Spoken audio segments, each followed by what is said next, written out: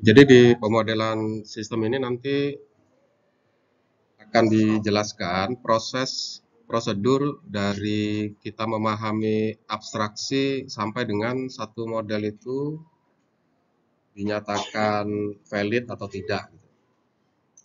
Nah, kalau dari uraian case yang ada itu kira-kira ilustrasinya ya.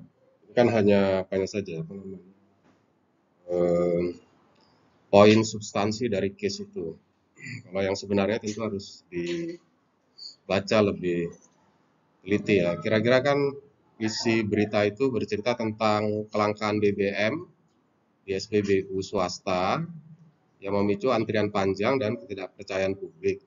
Kebijakan impor terbatas memperkuat dominasi Pertamina, solusi kolaborasi base fuel yang diusulkan, namun tantangan distribusi, transparansi harga, dan keadilan bisnis tetap ada. Publik menuntut tata kelola energi yang adil dan berkelanjutan. Kalau kita mempelajarinya sepintas gitu ya, sepintasnya tidak ada fenomena optimisasi di situ. Nah, prinsip dasar memodelkan itu selalu berangkat dari tiga aspek. Yang pertama, pengetahuan yang dimiliki seorang analis, seorang pemodel itu untuk bisa memahami apa yang sedang dia kaji. Kemudian yang kedua, informasi yang dimiliki terhadap objek yang sedang kita pelajari. Dan yang ketiga, experience, pengalaman kita. Itu termasuk juga belief ya, cara pandang kita, disiplin keilmuan kita, gitu. Yaitu nanti akan berbaur menjadi satu untuk bisa memahami sebenarnya apa akar masalah yang ada di dalam studi kasus ini. Nah, metodologinya itu sudah clear bahwa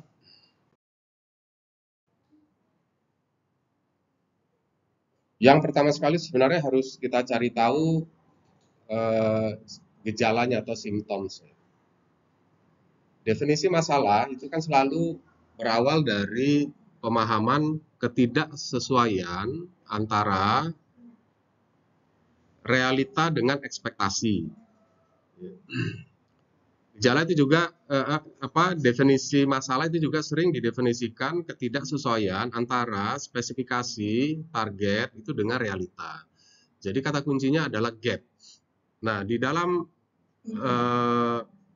di dalam konteks pemodelan sistem, justru ketidaksesuaian itu yang kita maksud sebagai gap analisis itu, ketidaksesuaian itu adalah symptoms. Jadi kita listing, kita baca, ya tentu kalau dalam prakteknya itu kita observasi, kita tanya, kita diskusi gitu ya, kita kumpulin data, sehingga kita bisa tahu apa sih sebenarnya item-item atau poin ketidaksesuaian itu. Jadi kalau dalam case ini, kalau kita baca, kita dibatasi oleh realita data yang ada di dalam uraian pemberitaan itu gitu ya. Maka kita bisa lihat apa saja sebenarnya gap yang terjadi. Terjadi antrian panjang di SPBU Pertamina akibat kelangkaan BBM di SPBU swasta. Jadi kondisi idealnya pasti orang nggak pengen antri gitu. Tapi di case itu kita dapatkan informasi bahwasannya ada terjadi antrean. Apakah ini masalah? Belum tentu gitu ya. Jangan-jangan ini bukan sebab, tapi ini adalah akibat gitu ya. Kita cari tahu lagi apa saja yang menjadi gap. Yang kedua, tidak ada tambahan kuota impor bagi SPBU swasta. Nah, itu tentunya ketika permintaan banyak, SPBU swasta itu nggak punya stok. Ya. Akibatnya konsumen akan bergeser ke SPBU milik Pertamina gitu ya. Yang awalnya bisa jadi stasiun SPBU itu banyak, karena ada swasta juga, karena swastanya itu stock out, ya tentu orang akan bergeser ke SPBU Pertamina. Itu yang mengakibatkan antrian di SPBU Pertamina gitu ya. 2/3 kebutuhan dalam negeri bersumber dari impor. Nah, ini kan mengindikasikan bahwa bahwa dalam negeri belum mampu memproduksi minyak sesuai dengan laju permintaan, kan gitu. Kondisi idealnya kita berharap kita nggak bergantung pada impor, karena mekanisme untuk impor itu kan cukup memakan waktu dan biayanya mahal, gitu ya, reasoningnya ya. Maka kita sebut dia sebagai gap. SPBU swasta itu tutup karena kehabisan stok BBM. Nah, dalam konteks bisnis idealnya jangan sampai ada lapangan usaha itu yang tutup gitu. Nah, ini apakah problem atau implikasi atau akibat? Kita bisa reasoning di situ, kita bisa nalar gitu. Ini sepertinya akibat, tapi tetap saja kita identifikasi sebagai a set of symptoms. Gitu. Jadi itu harus kita explore ya, sebanyak mungkin ini sebenarnya apa sih gap yang terjadi di fenomena ini. SPBU swasta merasa dirugikan karena harus membeli dari pesaing langsung. Jadi kalau posisi Pertamina itu distributor, SPBU itu belinya ke Pertamina, Pertamina juga retail gitu. Jadi bisa saja harga dinaikin kan oleh Pertamina kan, sehingga mereka bisa jual fuel itu lebih murah dibandingkan dengan SPBU swasta. Versi SPBU swasta dia berharap ya jangan operator jangan juga sebagai distributor gitu. Ya, kalau kita bicara dari ingin menjustifikasi apakah ini gap atau tidak gitu ya. Konsumen kecewa karena tidak dapat membeli BBM di SPBU swasta. Ya konteksnya itu ketika mereka lebih percaya kualitas fuel di SPBU swasta, ternyata SPBU yang diyakini quality fuelnya itu stock out, ya mereka pasti kecewa gitu ya. Terjadi ketimpangan dalam persaingan pasar antara SPBU swasta dengan SPBU Pertamina. Nah, ini konteks gap-nya itu bersumber dari kepentingan SPBU swasta. Tentunya main dari harga ya. Yang kedua, ketersediaan stoknya gitu. Karena SPBU swasta ini di konteks regulasi yang ditulis di situ ya, konteks regulasinya kan dia bergantung kepada pemerintah. Mau menyediakan fuel atau tidak gitu ya. Jadi kalau pemerintah menyiapkan fuel hanya untuk Pertamina, dia tidak mau pasok ke swasta, ya tentu itu dianggap tidak fair gitu ya. Sementara mereka nggak boleh beli langsung gitu, ya nggak bisa beli langsung, nggak bisa impor. Jadi kalau impor harus dari pemerintah. Kebijakan impor tanpa diversifikasi membuat pasar domestik rentan. Maksudnya kalau kita mengimpor hanya bergantung kepada satu supplier, kalau supplier yang ngulah atau ada hambatan transportasi selama perjalanan, misalnya kita impor dari Timur Tengah gitu ada gangguan, ya tentu keterlambatan pasokan itu akan mempengaruhi ketersediaan stok kita. Harusnya diversifikasi, tidak dari satu wilayah saja atau tidak dari satu perusahaan saja gitu. Itu yang maksudnya. Kondisi idealnya kan ya harusnya kita tidak bergantung ya, maunya ada diversifikasi. SPBU swasta diperbolehkan berkolaborasi dengan Pertamina melakukan impor dalam bentuk base fuel. Di keterangan di case itu menyatakan ada arah kebijakan kolaborasi. Gitu ya. Jadi nanti antara swasta dengan pemerintah itu kerjasama untuk melakukan impor. Tapi impornya itu tidak boleh finish product. Tidak boleh seperti bahan bakar yang kita beli itu ya, Pertamax, Pertalite, enggak gitu. Tapi harus fuel base gitu ya, yang nanti akan di mix sedemikian rupa ya. Nah, itu boleh kolaborasi. Pangsa pasar BBM non subsidi di SPBU swasta terus naik. Jadi meskipun harganya lebih mahal karena non subsidi di SPBU swasta itu ternyata demand itu naik gitu.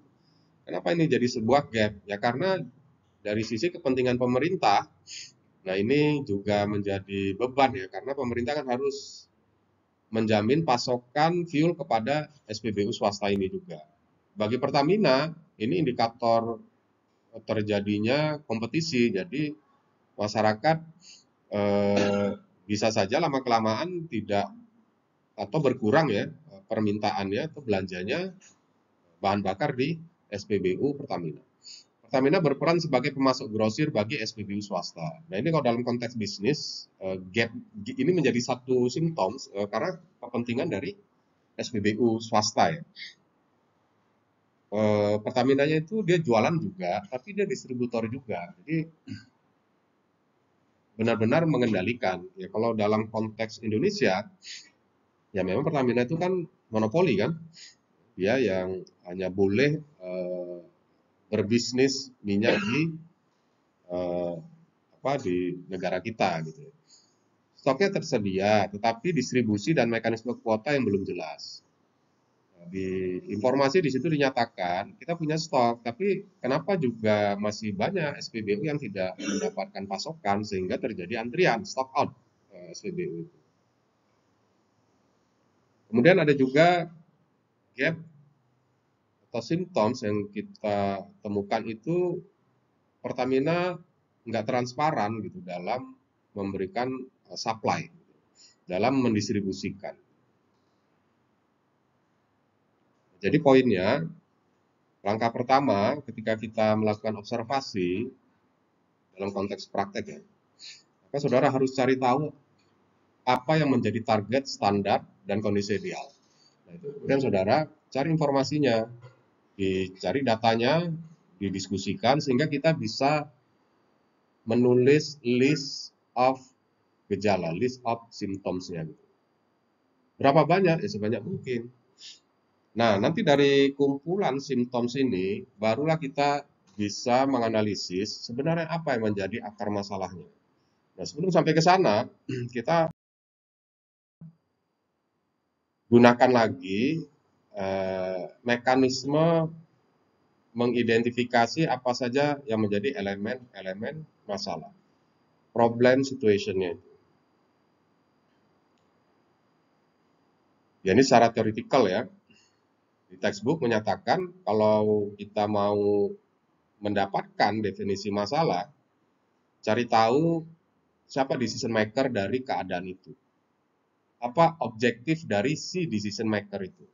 Apa kriteria yang digunakan, apa ukuran kinerjanya, apa alternatif action plan-nya, dan apa konteksnya.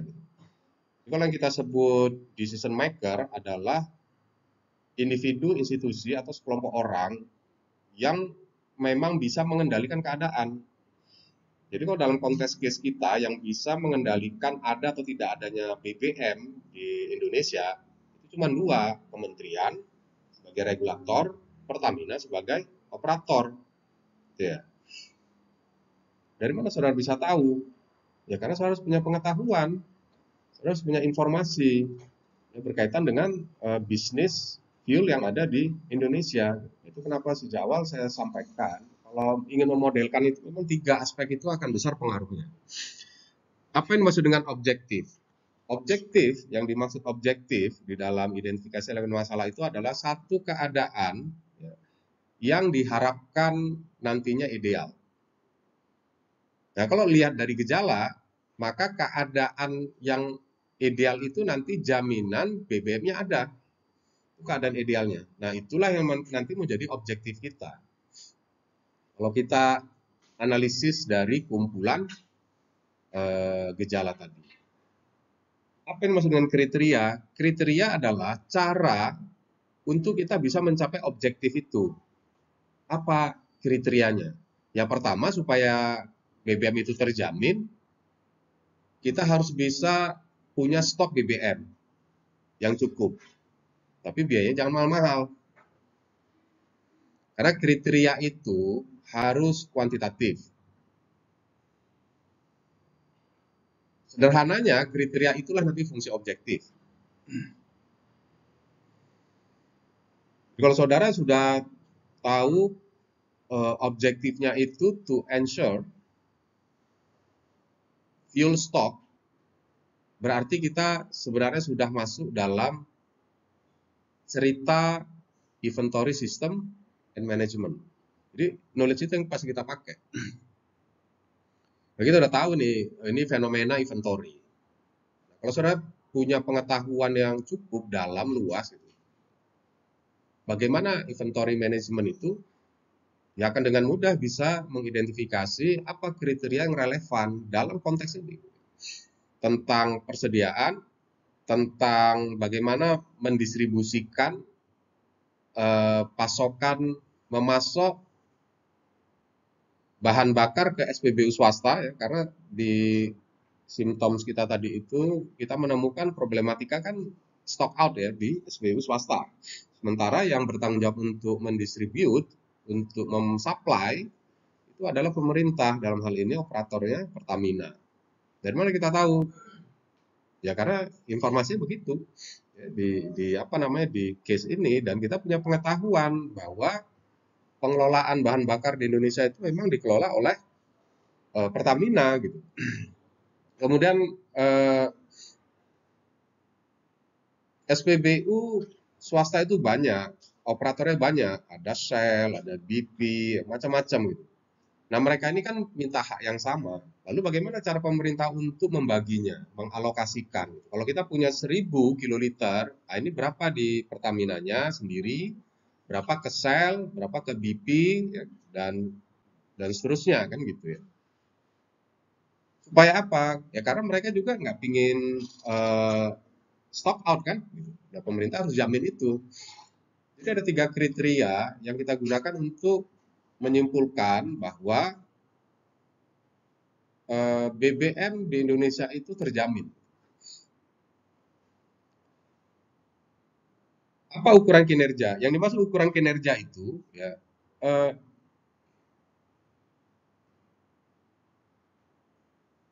nilai yang kita gunakan untuk memastikan apakah keputusan kita itu keputusan yang terbaik atau belum. Dalam istilah lainnya itu kondisi optimalnya itu basisnya apa. Kalau kita gunakan secara sederhana, di operasi riset itu cuma ada 2 perspektifnya. Kalau nggak minimisasi ya maksimisasi. Nah di sini fenomenanya semuanya adalah cost. Cost untuk inventory, cost untuk pengiriman, cost untuk alokasi. Maka itu menjadi ukuran kinerja kita. Apa-apa saja yang nanti akan menjadi alternatif tindakan. Kalau objektif kita adalah menjamin ketersediaan, ukuran keberhasilan kita adalah persediaannya, pendistribusiannya, dan pembagiannya. Apa yang menjadi alternatif tindakan atau action plan-nya, rencana aksinya? Ya kita harus tahu kalau kita nanti mau impor, itu berapa sekali impor. Lot size-nya itu berapa. Nah ini kan saudara bisa mikir karena punya penguasaan yang baik teori tentang inventory. Kemudian kapan kita memesan jadwalnya. Supaya apa? Supaya ketika ada permintaan, barang tersedia, tidak terjadi stock out. Nah ini juga kita tahu karena kita sudah punya pengetahuan tentang inventory. Jadwal pendistribusiannya dari depot Pertamina menuju ke retail SPBU baik swasta maupun pemerintah gitu ya. Supaya apa? Supaya SPBU tidak stock out. Berapa harus kita alokasikan? BBM ke SPBU swasta gitu, itu berapa harus kita alokasikan? Nah, itu yang harus menjadi alternatif tindakan kita. Supaya apa? Supaya objektif kita menjamin ketersediaan BBM itu bisa tercapai. Lalu, apa yang menjadi konteks? Konteks adalah constraint. Konteks adalah boundary dari satu sistem yang kita tidak bisa kendalikan, uncontrollable. Apa saja itu? Ya, kita nggak bisa kendaliin berapa produksi minyak yang ada di dalam negeri, kita nggak bisa kendalikan permintaan SPBU di swasta itu kita nggak bisa kendalikan karena memang tidak mungkin membuat aturan melarang konsumen untuk belanja atau beli isi bensin, si bahan bakar di SPBU selain Pertamina nggak bisa gitu. Kenaikan harga minyak di dunia karena ini konteksnya impor, yang nanti akan mempengaruhi kemampuan kita untuk membeli minyak itu. Nah ini konteks. Nah jadi hubungan antara simptom gejala itu dengan elemen adalah membantu kita. Jadi elemen masalah ini membantu kita mengerucutkan. Kalau yang tadinya abstrak, nggak berwarna, sekarang dia makin berwarna. Dari sini saja kita sudah punya persepsi, ini persoalannya nanti bisa dioptimalkan. Kenapa? Karena dari kriteria dan ukuran kinerja kita juga sudah punya gambaran. Nah, dari elemen masalah, kita harus pahami lagi siapa saja sebenarnya berkepentingan dalam hal menjamin ketersediaan BBM itu. Di situ ada problem owners, problem users, problem customers, dan problem analis. Yang punya problem dari menjamin ketersediaan BBM itu ya Kementerian SDM dan Pertamina. Karena mereka yang punya kewenangan itu. Dan mereka juga yang mengoperasikan. Problem usernya siapa? Ya nanti Pertamina, karena Pertamina kalau kita impor yang bisa membagi-bagikan, itu Pertamina. Siapa problem customernya? Ya konsumen BBM yang tadinya ngantri, jadi nggak ngantri. Kenapa? Karena stok selalu ada. Dia mau beli di swasta, dia mau beli di SPBU Pertamina, stoknya ada, jadi nggak ngantri lagi gitu. Kemudian SPBU swasta, yang memang mereka ini belinya itu dari distributor, dalam hal ini distributornya adalah Pertamina. Nah, itu yang akan menikmati atau yang merasakan solusi yang diberikan. Problem analisnya ya siapa yang ditugaskan untuk menyelesaikan persoalan stok yang tidak terjamin ini. Misalkan kalau di situ memang tidak dinyatakan ya, tidak ada data dari informasi. Ya, kita katakan kalau di sini problem ownernya SDM dan Pertamina, tentu mereka punya tim ya, yang diminta untuk menganalisis, memodelkan, merumuskan solusi. Apa sih manfaatnya kita mengidentifikasi problem stakeholders ini? Ya supaya kita lebih jelas. Nanti model ini kalau dibuat, konteksnya itu, kalau model ini nanti dibuat, siapa yang akan mengeksekusi? Itu kegunaan dari problem stakeholders. Nah, untuk bisa memahami lebih jauh,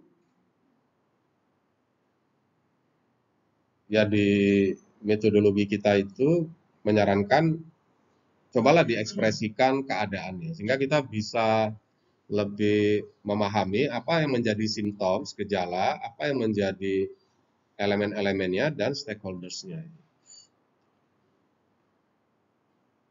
Di dalam prakteknya, saudara boleh awali dengan menggambar dulu, boleh. Saudara mengawalinya dengan mengidentifikasi dulu, boleh. Jadi nggak ada masalah.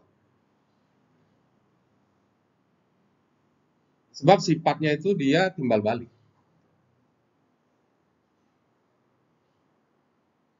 Ini salah satu contoh risk picture saja ya. Bisa ada yang jauh lebih representatif, is oke, nggak ada masalah. Tujuan akhirnya adalah kita lebih paham sebenarnya akar masalahnya itu apa gitu. Kalau saudara menyelesaikan antrian di SPBU, dia tidak menyelesaikan masalah. SPBU itu ngantri ya sampai kapan pun dia akan ngantri selama SPBU yang ada di sekitar katakanlah wilayah Jakarta itu sebagian besar kosong, itu pasti akan terjadi antrian di SPBU Pertamina karena Pertamina aja yang ready, yang lainnya enggak gitu. Sementara permintaan minyak itu dari waktu ke waktu meningkat kan gitu. Justifikasinya. Jadi kalau kita selesaikan persoalan antrian, dia tidak menyelesaikan masalah. Karena itu bukan definisi masalahnya, tapi itu akibatnya dia. Dia posisinya pada problem customers. Padahal akar masalah itu berada di problem owners. Begitu cara kita menganalisisnya. Jadi risk picture-nya hanya membantu memahami gitu. Kita juga sebenarnya bisa menggunakan influence diagram. Jadi influence diagramnya ada dua kegunaannya. Dalam konteks merumuskan masalah, dia bisa dipakai dan juga bisa dipakai sifatnya technically untuk memformulasikan model matematis. Nah, di contoh ini kita memanfaatkan ya bagaimana cara how to apply influence diagram to represent the problem situation. Jadi perbedaannya dengan risk picture, kalau di risk picture itu dikenal namanya human activity system. Jadi yang kita ekspresikan itu adalah personal-personal yang terlibat dan interaksi antar personal itu di sana. Tapi kalau di influence diagram merepresentasikan jenis-jenis keputusan apa saja yang akan terjadi. Jadi kalau kita lihat dari sisi elemen, stakeholders maupun symptoms, di situ kalau gambar cloud ini artinya constraint. Kalau gambar kota artinya decision rule. Jadi mekanisme ya. Bahasa lain adalah modelnya. Jadi situasi ini nanti ada 3 model. Ada 3 formulasi matematik. Lingkaran itu adalah variabel. Jadi nilai yang mau kita cari, kondisi terbaik mau kita cari. Ya. Secara umum gitu. Kemudian tanda-tanda panah ini menunjukkan keterkaitan satu sama lain. Kita sebenarnya kan ingin menjamin bahwa ketersediaan BBM itu ada di Pertamina. Dan ketersediaan BBM itu juga ada di swasta. Nah, untuk bisa menjamin ketersediaan BBM yang ada di Pertamina, ya harus jelas pasokan dari depot ke setiap SPBU yang dimiliki oleh Pertamina. Untuk bisa memasok, kita harus punya mekanisme atau decision rule, aturan keputusan bagaimana cara mengirimkan, jadi bicara penjadwalan. Tapi itu bisa terjadi kalau kita punya persediaan. Nah, demikian juga ketersediaan BBM di SPBU swasta itu dipengaruhi oleh cara kita menjadwalkan dan berapa banyak yang harus kita kirimkan. Nah, itu volume pengiriman BBM ke SPBU itu juga dipengaruhi oleh tingkat persediaan yang optimal. Ini ada tanda panahnya kurang 1 di sini. Nah, begitu juga kalau saudara mau memahami bagaimana ya cara kita mengatur persediaan, saudara harus tahu sebenarnya demand-nya berapa. Maka tanda panah ini juga nanti bisa larinya ke demand. Untuk bisa memforecasting demand, kita mengerti harus punya informasi, punya data, punya konstanta yang berkaitan dengan berapa banyak kalau kita bisa produksi sendiri.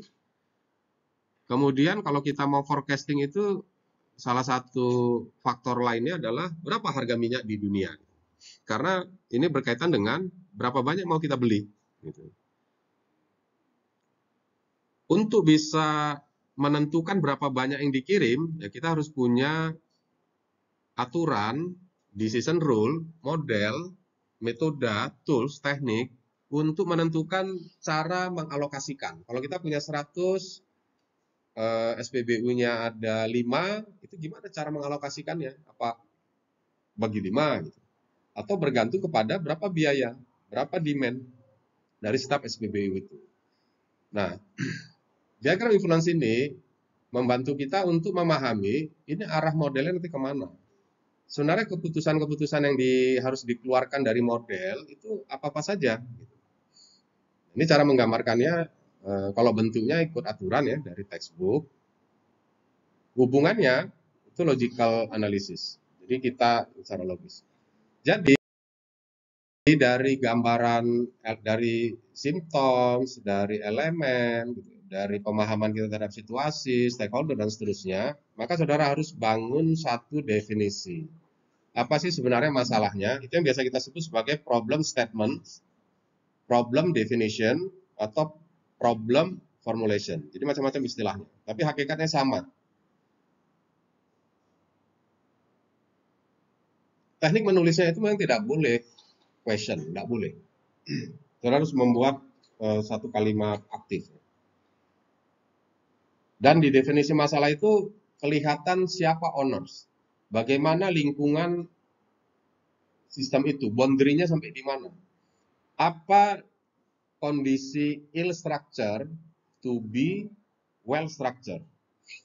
Yang kalau dulu stok selalu tidak terjamin, sekarang harus terjamin. Kan begitu kalau kita berangkat dari simptom tadi kan. Maka kalimatnya bisa seperti ini, salah satu contohnya. Dia harus satu kalimat. Kementerian SDM dan Pertamina menjamin ketersediaan BBM bagi konsumen. Nah, kata konsumen, bagi konsumen ini karena kita ingin mengubah yang tadinya orang antri jadi enggak. Dan SPBU swasta, itu otomatis kalau kita bisa pasok SPBU swasta, itu juga akan mengurangi terjadinya antrian dan juga bisa memenuhi konsumen yang memang sudah berlangganan di SPBU swasta. Caranya bagaimana? Melalui alokasi pasokan dan pendistribusian yang optimal dalam kondisi. Nah, ini adalah constraint-nya. Kita tergantung pada impor, harga minyak dunia itu selalu naik. Kemudian ada dominasi monopoli dari Pertamina. Dan ini jaminan ketersediaan BBM di satu kota, atau di Indonesia, atau di Jakarta, atau di Padang, atau di Medan, atau Surabaya, gitu ya, yang ada SPBU swastanya itu. Cara kita menjaminnya itu pengelolaan BBM pada tingkat biaya yang wajar. Kenapa? Karena jangan sampai nanti harganya mahal, karena akan membebani masyarakat. Bagaimana cara menulis problem definition ini? Saudara pastikan subjek, predikat, objek, kata keterangan. Kalimat majmuk. Subjeknya itu ada problem owners. Predikatnya itu objektif.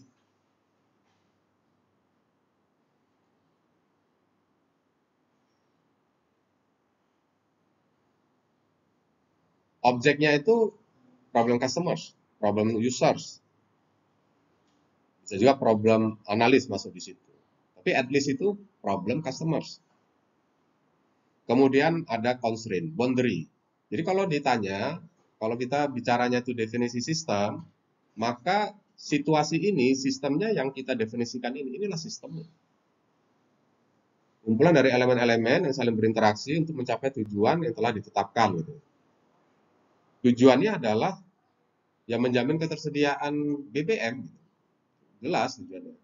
Elemen-elemennya apa aja? Ya ada aktor di situ, ada kondisi optimal di situ, satu sama lain saling berinteraksi secara teratur. Nah, inilah yang kita masuk sebagai definisi dari sistem. Jadi cara mengaplikasikan definisi sistem itu bentuknya adalah mendefinisikan masalah, menyatakan masalah, atau merumuskan masalah.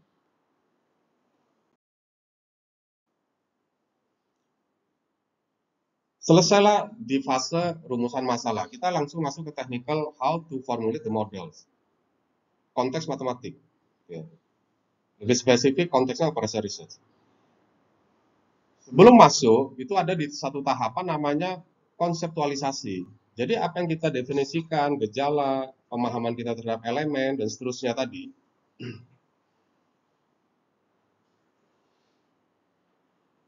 di influence diagram, dan seterusnya tadi, itu ya, itu intinya, saudara harus mencari tahu, sebenarnya ada berapa banyak model yang harus kita bangun. Gitu. Atau dia satu model, cukup. Gitu.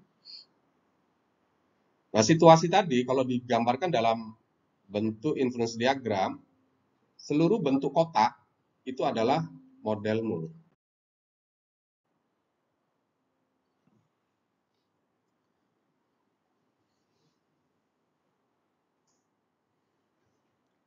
Ya, jadi model kita itu ada model inventory BBM, posisinya nanti di depot ya, di pusat distribusi. Ada model cara mengoptimisasi cara kita mengalokasikan. Kalau kita punya sejumlah barang, ini ada sekian banyak SPBU, itu cara optimalnya seperti apa? Itu kan tadi ada ya, kita gambarkan di dalam influence diagram. Kemudian model menjadwalkan. Nah, pertanyaannya kalau ini ada 3 keputusan, ya, keputusan pertama itu model persediaan BBM itu kan untuk menjamin bahwa stoknya itu ada. Ya. Kalau stok di pusat itu ada, tentu nanti SPBU juga terjamin. Cuman bagaimana kita menjamin stok di SPBU itu ada? Ya kita harus punya cara mengalokasikannya. Kalau kita punya barang, ini gimana cara mengalokasikannya supaya di SPBU itu tidak terjadi stock out. Kemudian eh, karena permintaan di setiap SPBU itu adalah dinamis, so how to set the schedule ya, how to schedule uh, shipment ya, shippingnya, pengirimannya dari depot menuju ke SPBU itu gimana cara kita jadwalin. Kenapa itu jadi pertimbangan? Ya, karena rasionalnya kita punya truk tangki juga terbatas. Apalagi kalau misalnya kita ini nanti lintas pulau, itu lebih complicated ya. Kalau di sini case-nya kita berada di satu geografis yang terjangkau secara land transportation ya, jadi transportasi daratnya. Nah, ketika saudara menemukan ini ada 3 keputusan, ini nanti keputusan ini bisa saya modelkan sekaligus keluar keputusannya atau satu-satu ya. Jika satu-satu, itu gimana relationship, keterkaitan hubungan antara 3 model ini? Nah, itu yang sudah analisis. Nah, di kasus ini,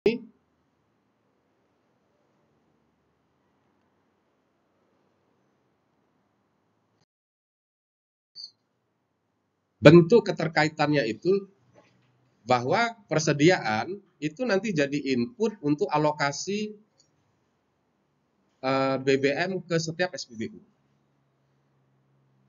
Logikanya, saya harus tahu berapa banyak demand dari setiap SPBU. Kalau saya sudah bisa tahu berapa banyak stok, maka saya bisa alokasikan. Jadi pengalokasian ini nantinya jadi input bagi model jadwal pengiriman. Jadi kira-kira kalau nanti digambarkan pada akhirnya kita bisa menjamin ketersediaan BBM. Jadi saudara memang harus bisa reasoning, jadi dinalar. Ini seperti apa ya nanti keterkaitannya. Ini disebut namanya model konseptual. Nah setelah itu kita mulai bangun logika matematiknya bahwa untuk bisa menjamin ketersediaan BBM itu kriteria kita tadi kan bicaranya adalah minimisasi. Belief kita, paradigma kita, cara pandang kita menjamin ketersediaan BBM itu pada tingkat harga yang wajar, ya. Maka kita representasikan dalam bentuk minimisasi Z. Jadi di sini kenapa tidak maksimisasi laba?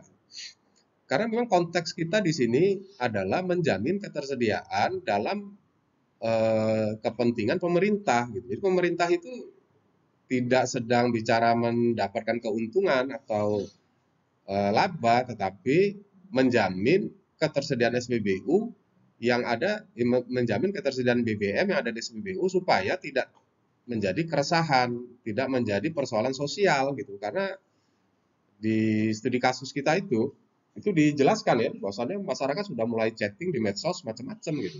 Jadi solusinya pastikan kalau mereka mau beli bahan bakar ada gitu. Kalau dia beli bahan bakar harga wajar gitu. Kan itu logikanya. Ya dari simptomsnya itu. Nah, maka saudara bisa formulasikan bagaimana minimisasinya. Nah, untuk bisa mengoptimalkan ketersediaan BBM itu, kita dihadapkan pada boundary bahwa kita dihadapkan pada lingkungan bahwa setiap SPBU itu punya demand yang berbeda-beda. Kapasitas depot kita yang nanti untuk menimbun, menyimpan BBM itu juga terbatas.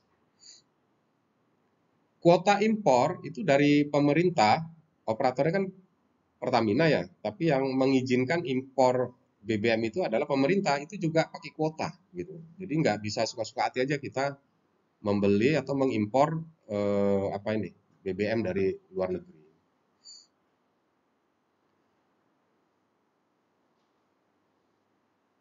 Kemudian total biaya dari sistem ini itu juga akan dipengaruhi oleh cara kita mengirimkan. Nah, jadi dari konsep tadi, saudara terjemahkan lebih spesifik supaya kita nanti bisa menerjemahkannya dalam bentuk formulasi matematik.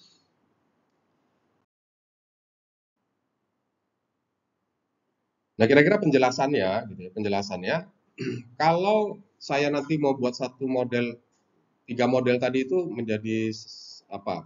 Satu fungsi objektif itu. Tentu variabel keputusan kan macam-macam tuh di situ.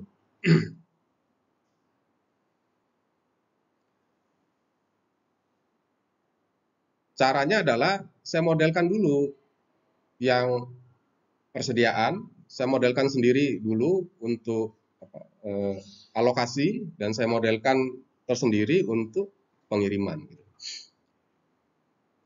Kemudian nanti untuk model persediaan, di situ ada secara teori kita sudah pahami ya, karena memodelkan itu kan punya knowledge ya. Kan saudara harus tahu bahwa menentukan ukuran atau tingkat persediaan yang optimal itu dipengaruhi oleh biaya simpan, biaya pesan, dan biaya beli. Kalau incremental total cost of inventory itu ya TIC, total cost incremental cost inventory itu memang biaya beli ini nggak perlu, tapi dalam case ini biaya belinya itu perlu, harus kita masukkan ya. Meskipun itu nanti sebuah konstanta ya. Jumlah BBM yang disimpan dalam setiap depot menentukan alokasi, pasokan, dan pengiriman. Jadi kalau misalkan sebuah geografis, misalkan ada 3 depot di Jakarta gitu. Satu depot itu pasti dia punya wilayah geografis tertentu ya, nggak boleh ya supaya jaraknya lebih pendek aja gitu. Kemudian kalau nanti kita mau formulasikan, bagaimana formulasi untuk mendapatkan volume persediaan optimal di setiap depot distribusi dengan memperhatikan komponen-komponen biaya tersebut. Tapi di case ini, kalau kita lihat konsep modelnya tadi, kita tidak bisa mengoptimalkan tingkat persediaan saja karena integrasi model mengharuskan terjadinya interaksi dengan model ya. Jadi model persediaan itu bergantung kepada kondisi optimal alokasi pasokan dan kondisi optimal pengiriman. Jadi dia berinteraksi gitu.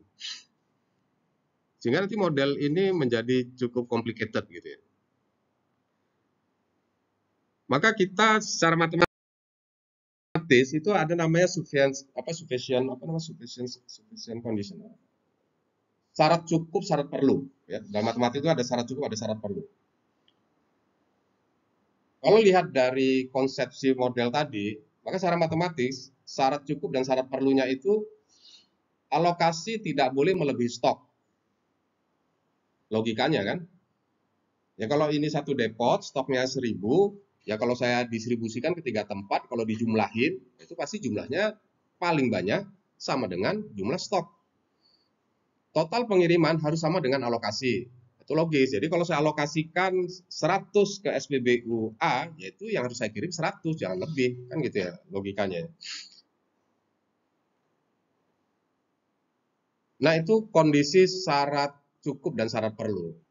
Ini gunanya untuk apa? Nanti ketika kita analisis rumusnya, namanya tahap verifikasi dan validasi, saudara harus cek terpenuhi nggak syarat ini. Karena ini yang menjadi syarat taat ajas namanya kalau dalam penerapan konsep-konsep matematik.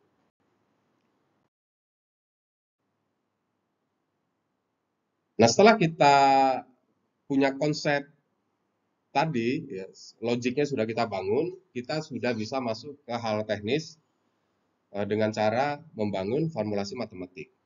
Ya, tentu tadi model yang pertama harus kita bangun adalah model persediaan di depot. Apa sebenarnya variabel keputusannya? Itu yang selalu menjadi awal kalau kita membangun satu model matematik. Apa sih sebenarnya variabel keputusannya? Nah, kalau di sini adalah tingkat persediaan BBM di depot I, di mana I itu bisa lebih dari satu depot. Berapa ukuran pemesanan kita impor BBM? Ini masih konsisten ya dengan kondisi-kondisi real tadi yang kita temukan di symptoms, kita temukan di elemen, yang kita formulasikan di elemen. Kemudian kita bisa justifikasi juga ada regulasi ya yang mengatur berapa banyak yang diizinkan untuk melakukan impor. Kemudian permintaan. Jadi kira-kira sederhananya, kalau saudara tidak memiliki pengetahuan tentang teori-teori dasar inventory, itu pasti kesulitan ketika membangun model persediaan. Tentunya kita harus punya koleksi banyak konsep inventory lah gitu ya. Misalkan sudah datang dengan konsep EOQ, nggak ada masalah juga, nanti sudah modifikasi.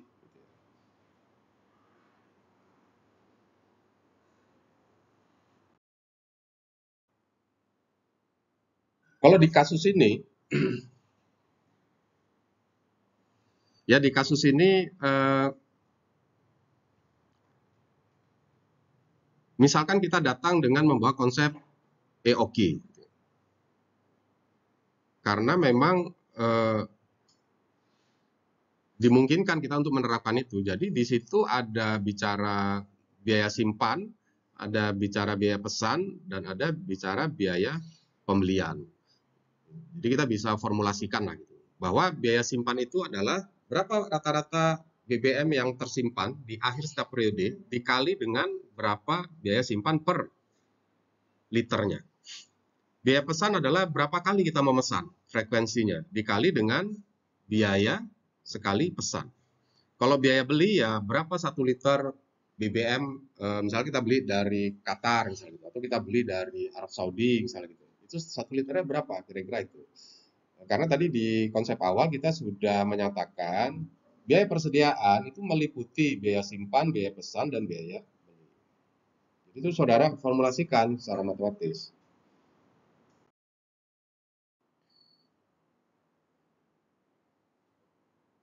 Nah, dari formulasi itu, saudara sudah alami dulu, gitu ya.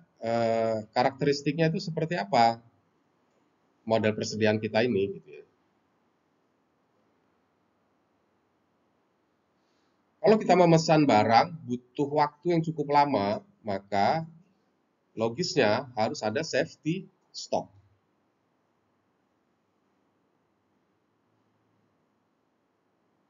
Maka saudara formulasikan, masukkan konsep bagaimana cara menghitung tingkat persediaan ketika ada safety stock.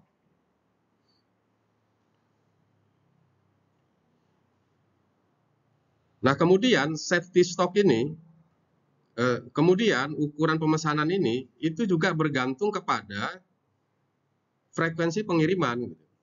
Jadi maksudnya begini, kalau 5 kali kirim kita dari satu depot ya ke SPBU itu, gitu ya. Ya tentunya ketika pengiriman ketiga, keempat, kelima atau kedua, ya stoknya itu masih ada. Gitu. Jangan sampai kita rencanakan 5 kali kirim, tapi stoknya nggak ada. Kenapa? Karena masih nunggu. Kita masih pesan, impor, tapi barangnya belum datang.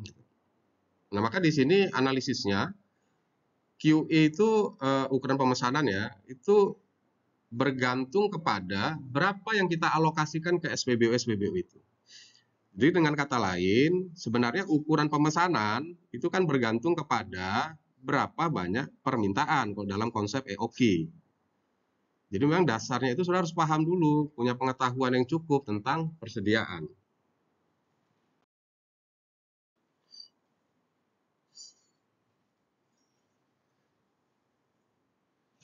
Nah, jadi secara sederhana gitu ya,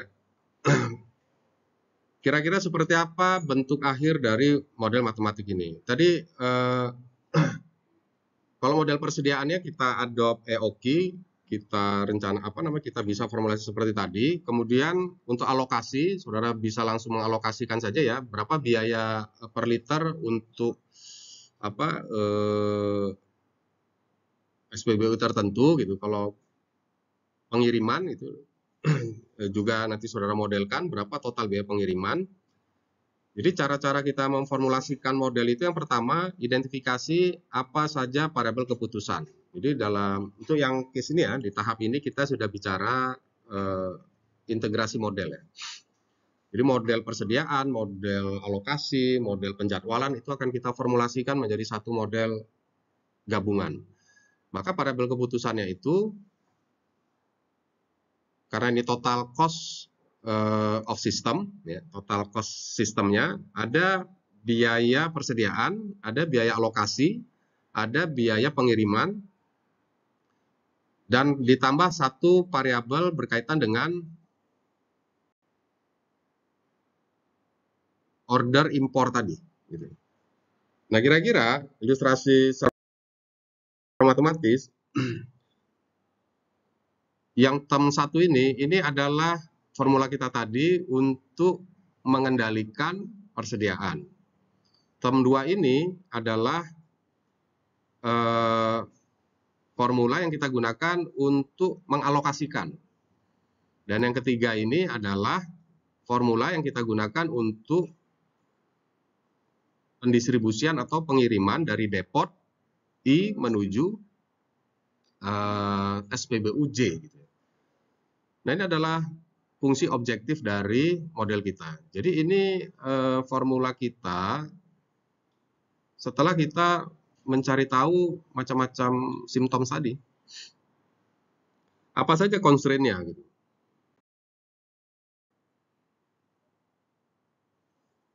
Yang pertama, constraint berkaitan dengan ketersediaan persediaan. Constraint ini dibutuhkan untuk alokasi pasokan. Constraint permintaan SPBU, ini juga berkaitan dengan pasokan. Constraint pengiriman, ini juga berkaitan dengan biaya pengiriman.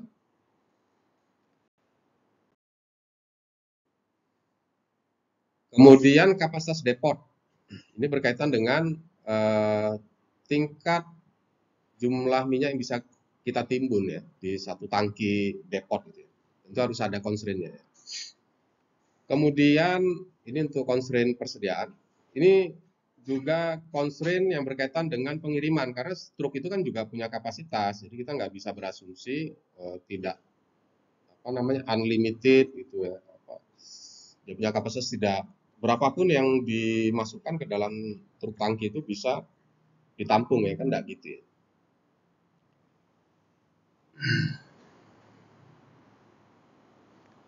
Kemudian juga tentunya berapa jumlah truk tangki yang tersedia itu juga menjadi constraint yang berkaitan dengan pengiriman. Maka nanti akan ada persoalan penjadwalan dia.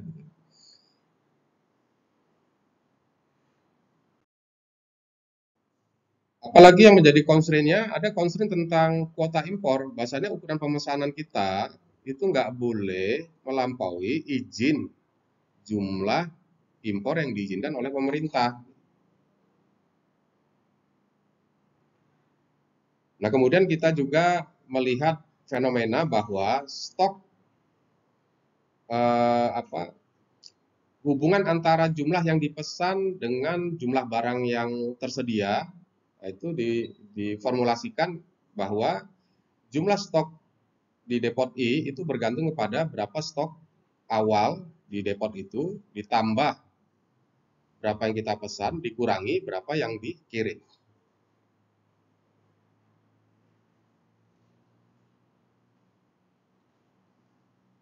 Nah, kemudian karena kita bicara tadi isu policy-nya ada safety stock, maka harus ada constraint safety stock.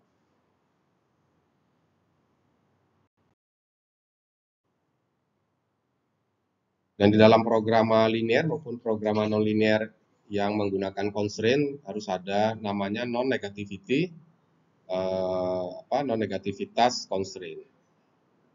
Nah, kasus ini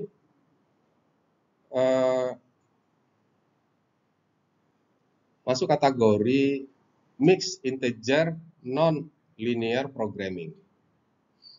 Ya, nanti akan saya jelaskan di mana posisinya ya. Maka memang harus ada satu constraint yang menjelaskan adanya sifat dari binary variable tadi. Ya, ini melekat pada model pengiriman.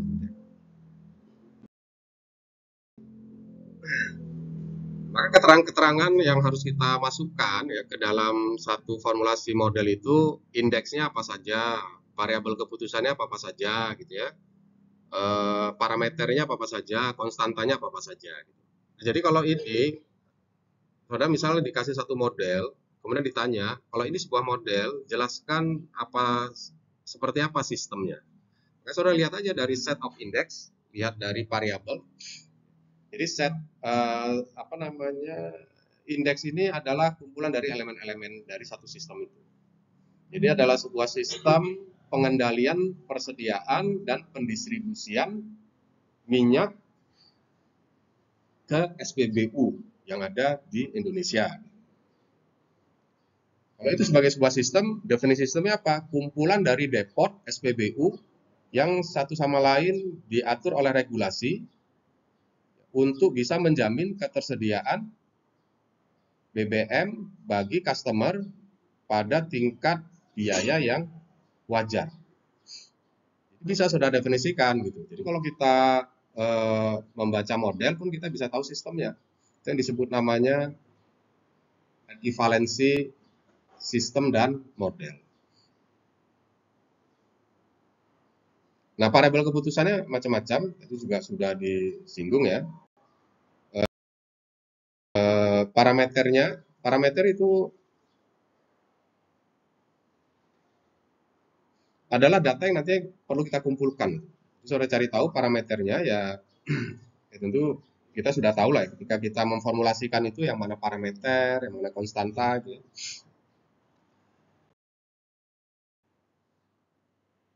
Ada parameter kapasitas, gitu. Ada parameter permintaan, ya udah konstanta permintaan dan kebijakan gitu. Di permintaan BBM, kuota impor, ini kan semuanya konstanta ini. Stok awal, jadi apa nilai yang harus kita siapkan untuk bisa mengetahui ya diasumsi stok BBM di setiap depot di awal tahun itu ada gitu ya. Ya kalau nggak ada berarti kasih nilai 0, nggak ada masalah juga. Dan safety stock. Nah ini namanya konstantanya. Nah setelah saudara buat formulasi matematiknya itu, langkah berikutnya adalah parameterisasi. Ini bentuk lain ya, bahasa sederhananya adalah kumpulkan seluruh data yang dibutuhkan. Parameter, model, konstanta itu adalah data, jadi itu harus kita kumpulkan. Kalau kita nggak punya angkanya, kita nggak bisa running nanti nih modelnya kan gitu ya. Jadi saudara kumpulin data apa yang dibutuhkan. Data biaya simpan, biaya pesan, biaya beli, itu kita cari datanya. Data apa lagi yang dibutuhkan? Data berkaitan dengan biaya alokasi per unit, ya, berapa biaya dari depot I ke SPBUJ, itu biaya, berapa rupiah per liter, harus ada datanya. Biaya transport, gitu. Jarak, gitu. Nah, kira-kira seperti itu. Dan kita cari tahu sumbernya di mana. Ini kan sama seperti kalau saudara nanti penelitian, ya ini fase pengumpulan data. Jadi harus tahu sumbernya gitu. Kemudian data kapasitas dan batasan fisik. Data juga, berapa sih kapasitas penyimpanan BBM, itu kapasitas tangki, depot yang ada di Teluk Kabung itu berapa gitu ya. Cari datanya, kapasitas truk, datanya berapa. Atau di sini kan nggak ada juga variasi truk ya, kan bisa saja ada variasi gitu. Kalau ada variasi ya tambah kompleks lah persoalan gitu ya. jumlah truknya berapa yang tersedia per hari, ini seluruhnya adalah data yang wajib kita kumpulkan. Ini proses ini namanya parameterisasi namanya. Data permintaan dan pasokan. Jadi seluruhnya data.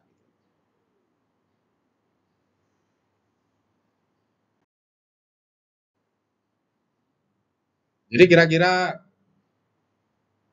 ini ilustrasi contoh sederhana aja ya.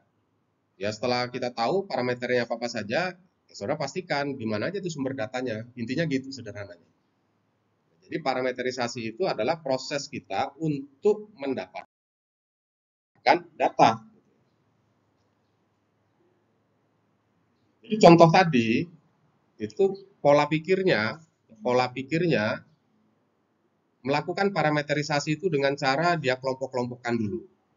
Jadi dia kelompokkan mana komponen biaya, mana komponen kapasitas, mana komponen permintaan, mana komponen kebijakan. Jadi data yang berkaitan dengan biaya, kapasitas, permintaan itu untuk membantu memudahkan kita untuk ngumpulin data. Karena nanti dari sini kita bisa menentukan mana yang secondary data sekunder dan primary atau data primer. Jenis data sekunder atau data primer gitu ya. Cara mengumpulkan datanya bagaimana? Apakah dari data sekunder, data history, atau wawancara, gitu, atau diukur langsung. Gitu. Kalau ada satu parameter datanya nggak tersedia, apa yang harus kita lakukan? Ya, saudara bisa lakukan interpolasi, gitu, atau lakukan estimasi. Gitu. Apakah regresi, pakai data history, ataukah komparasi dengan industri, atau expert judgment. Nah ini cara-cara yang bisa kita gunakan ketika kita butuh data, tapi datanya nggak tersedia. Di dalam konteks penelitian, jika nanti saudara dihadapkan pada persoalan data yang dibutuhkan untuk penelitian saudara itu tidak ada, saudara harus lakukan estimasi. Nah setelah itu pastikanlah data tersebut valid. Gitu ya. Jadi di awal kita harus tahu dulu masalah. Sudah tahu masalah, saudara buat konsep model atau model konseptual. Sudah tahu model konseptual, baru masuk formulasi model. Jadi output formulasi model itu adalah formulasi matematik. Output dari model konseptual adalah gambaran seperti apa arah dari solusi ini tadi. Jadi contoh model konseptual di case kita itu tadi, minimisasi Z terdiri dari biaya simpan, biaya alokasi, biaya kirim. Nah, itu konseptual model. Jadi model konseptual. Nah, dari model konseptual, saudara masuk ke tahap berikutnya, formulasi model. Sudah selesai formulasi model, terdiri dari fungsi objektifnya dan kumpulan constraint, saudara masuk ke tahap parameterisasi, yaitu kumpulin datanya. Nah, setelah sudah kumpulkan data, masukkan dia kembali ke dalam formulasi tadi, sudah lengkap dengan angka-angka parameter maupun konstanta. Barulah kita bisa sebut atau masuk ke fase yang namanya tahap solusi model. Jadi saudara lihat itu, formulasi saudara itu masuk kategori apa? Linear, non-linear, single objective, multiple objective, single objective without atau unconstrained, tanpa constraint, atau single objective dengan constraint, linear atau non-linear, dan seterusnya. Kalau sudah nggak punya pengetahuan, pasti kesulitan kan untuk bisa mengidentifikasi formula ini bentuknya apa ya gitu. Nah untuk kasus kita itu masuk kategori mixed integer non-linear programming. Apa argumentasinya? Karena kita temukan ada sifat non-linear itu. Di mana key ini adalah salah satu variabel keputusan dan dia berpangkat negatif 1. Jadi kategori polinomial. Nah gitu caranya. Nanti kalau ditanya saudara, ini model saudara bentuk apa? Ini bentuknya apa ya bentuknya Pak ya? Repot, berarti saudara belum mengerti konsep dasar linear dan non-linear. Constraint atau unconstrained. Ya, itu sudah ya sangat mudah lah untuk saudara pelajari di buku-buku operasi riset. Kemudian kita lihat juga di formula kita tadi itu ada yang sifatnya diskrit, ya, binary. Jadi model kita ini kombinasi antara fungsi kontinu dengan fungsi diskrit, gitu, model tadi itu. Kalau seperti ini, kompleksitas dari formulasi kita, bagaimana cara kita menjalankan formula kita tadi itu? Saudara harus mikir gitu ya, gimana caranya gitu. Nah, itu yang kita sebut namanya solusi model. Jadi output dari solusi model itu adalah algoritma. Prosedur menyelesaikannya. Bisa nggak satu set tadi itu langsung kita running? Kalau ternyata nggak bisa, saudara nggak boleh putus asa. Gitu. Jadi kita bisa dekomposisikan dia. Jadi selesaikan satu-satu sebagai sebuah serial. Itu yang kita sebut namanya, saudara mikir gimana ya prosedurnya. Itu yang disebut namanya algoritma. Itu output dari solusi model. Jadi mana yang linear, saudara, mana yang non-linear, saudara linearkan dia. Gimana caranya, Pak? Ya belajarlah yang yang dari non-linear jadi linear itu. Dia perasa riset.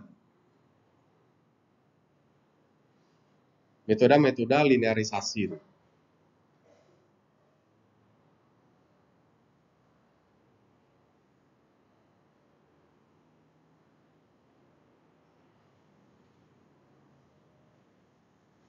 Setelah kita kondisikan,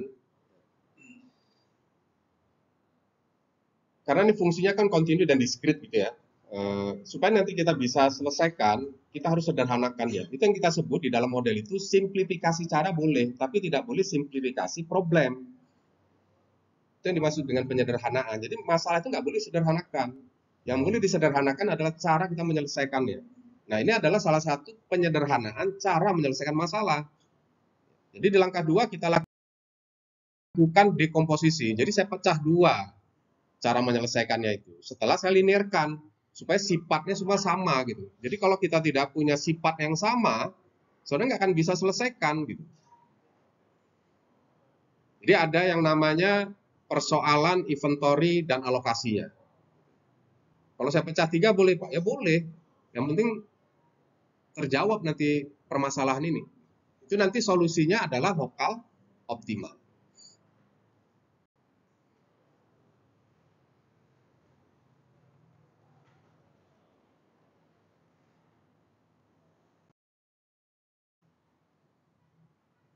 Jadi kita selesaikan dulu submodel A yang terdiri dari, ini kalau diambil tadi dipecah, kita selesaikan sampai di term 1 dan term 2. Selesaikan. Pakai apa menyelesaikannya? Ya, pakai software. Ini software operation research. Kemudian kita selesaikan pula submodel B yang kedua, yang berkaitan dengan pengiriman. Sudah selesaikan juga gitu kan. Baru langkah ketiga itu digabungin tuh tadi solusi A dengan solusi B. Karena apa yang menjadi output di A itu input bagi si B. Jadi angka-angka yang keluar dari hasil optimisasi sub model A diambil angkanya dimasukkan ke dalam formula sub model B. Itu makanya saya sebut tadi pendekatannya serial. Jadi solusi model itu outputnya saudara menciptakan langkah-langkah untuk bisa pakai rumus tadi. Atau dalam bahasa saintifiknya adalah merumuskan algoritma.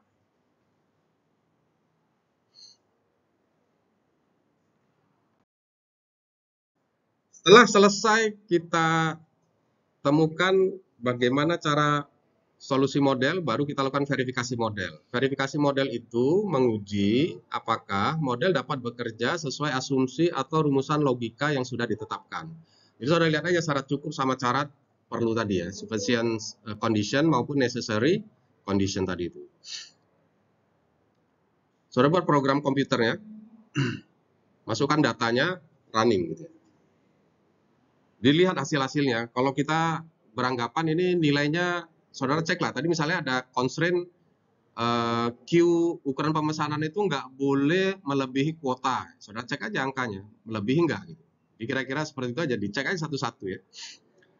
Tapi kalau di running programnya itu error, ya berarti ada yang salah di dalam algoritmanya, mungkin salah ya di algoritmanya. Tapi kalau algoritmanya sudah benar, tapi error hasilnya, ya saudara cek lagi di formulasi matematiknya.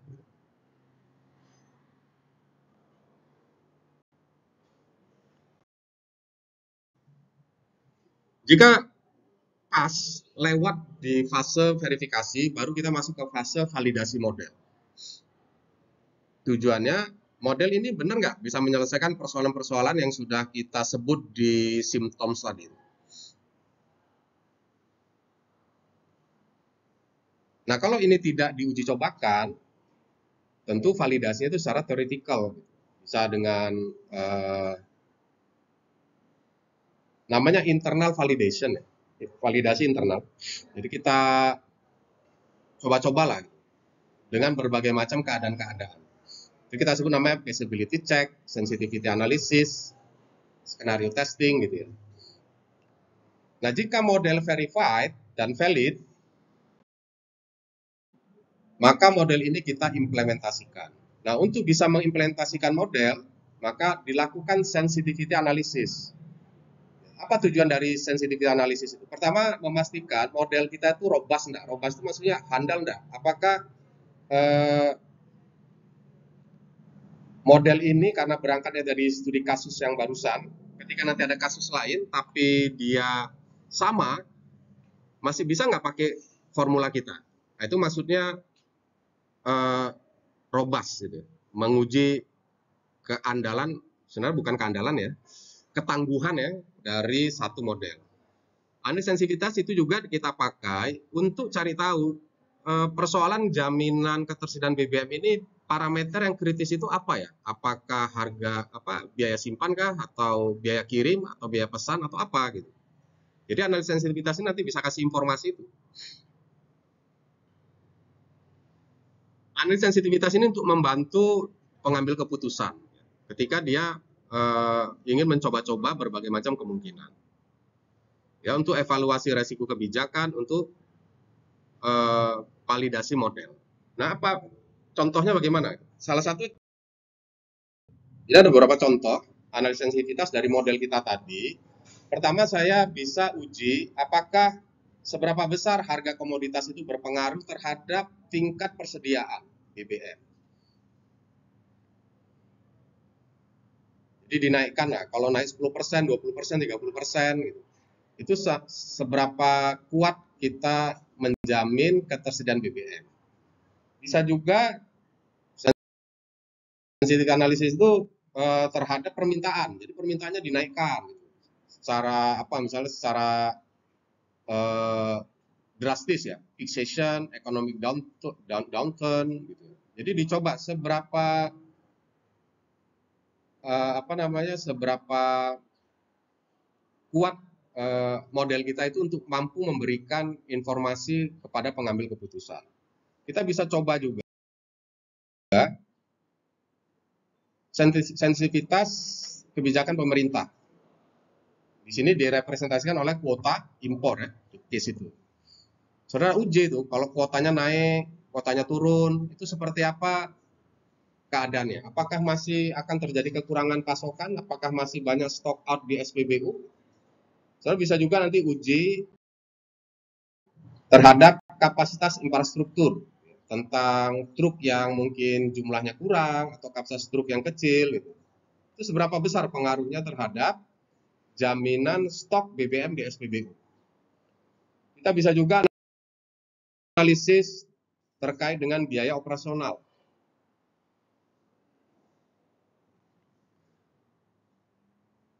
Kalau biayanya naik 15%, turun 15%, itu seperti apa pengaruhnya?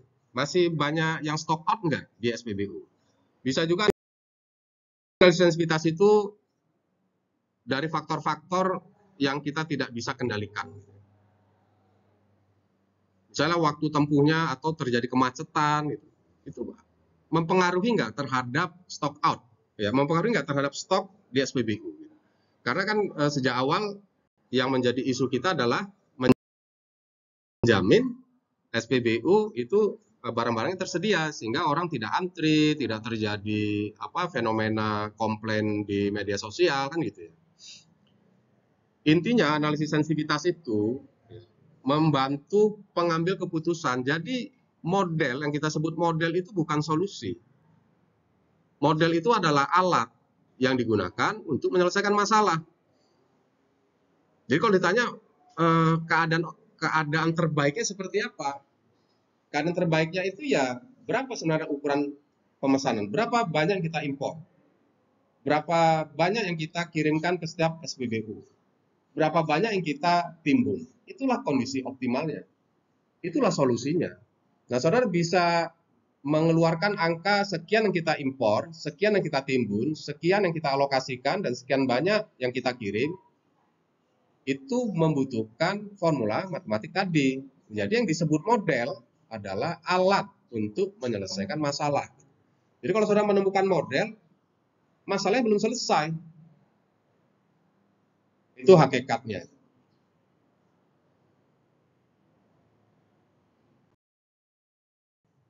Baik, itu secara komprehensif ya, tahap-tahap menghasilkan satu model sampai model itu diimplementasikan. Ya, berikut juga dengan sekaligus contohnya.